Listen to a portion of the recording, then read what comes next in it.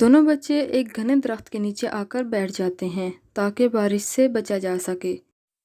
اس درخت کے اندر ایک چڑیا کا گھر ہوتا ہے۔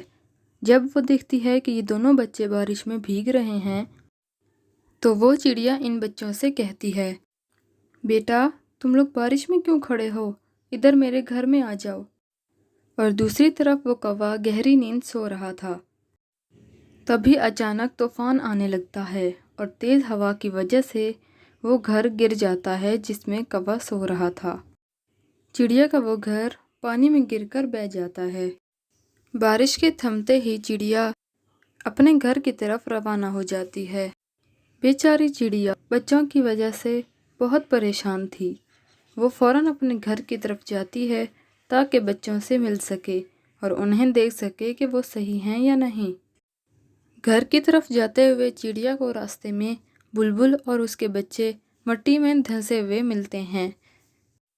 چڑیا کو دیکھتے ہی بلبل کہنے لگی، چڑیا بہن ہماری مدد کرو، ہم بہت مشکل میں ہیں، بہت بری طرح ہم مٹی میں پھنس چکے ہیں، اب تم ہی ہماری مدد کر سکتی ہو۔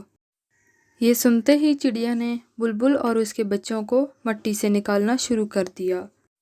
چڑیا کی یہ مہربانی دیکھ کر بلبل بہت شرمندہ ہوئی۔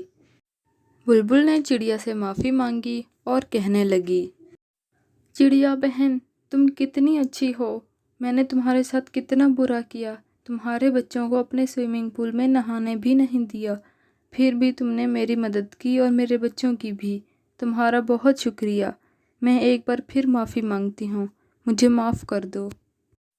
سونو چڑیا جب اپنے گھر کی طرف جا رہی تھی تو اس چڑیا کو دوسری چڑیا نے آواز لگائی جس کے پاس اس چڑیا کے بچے تھے، اور وہ چڑیا سونو چڑیا کے دونوں بچوں کو لے کر اپنے گھونسلے سے باہر آ گئی۔ بچے اپنی ماں کو دیکھ کر بہت خوش ہوئے اور کہنے لگے، ممی ممی یہاں ہوں میں، یہاں پر آئیں۔ سونو چڑیا اپنے دونوں بچوں کو صحیح سلامت دیکھ کر بہت خوش ہوئی اور سونو چڑیا نے اس چڑیا کا بھی شکریہ ادا کیا جس نے اس کے بچوں کو طوفان اور تیز بارش سے بچانے کے لیے اپنے گھر میں بلا لیا تھا۔ اس کے بعد سونو چڑیا نے اپنے بچوں سے پوچھا، تم دونوں یہاں کیسے پہنچے؟ میں تو تم دونوں کو گھر میں چھوڑ کر آئی تھی۔ تبھی ایک بچے نے بتایا کہ ممی ہم خود یہاں نہیں پہنچے، آپ کے گھر سے جاتے ہی اس کوے نے ہم دونوں کو گھر سے نکال دیا تھا، اور تیز بارش اور طوفان سے بچنے کے لیے ہم اس درخت کے نیچے آ کر بیٹھ گئے تھے۔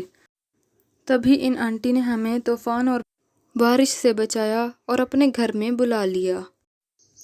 بچوں کی یہ باتیں سن کر سونو چڑیا نے اس چڑیا کا دوبارہ سے شکریہ ادا کیا اور اپنے بچوں کو لے کر وہاں سے چلی گئی۔ اگلے دن جنگل کے سب پرندوں نے مل کر ایک بڑا سا سوئمنگ پول بنا لیا کیونکہ اس تیز بارش اور طوفان کی وجہ سے بلبل کا سوئمنگ پول بھی خراب ہو گیا تھا۔ اس سوئمنگ پول کو بنانے پر تمام پرندے بہت خوش ہوئے۔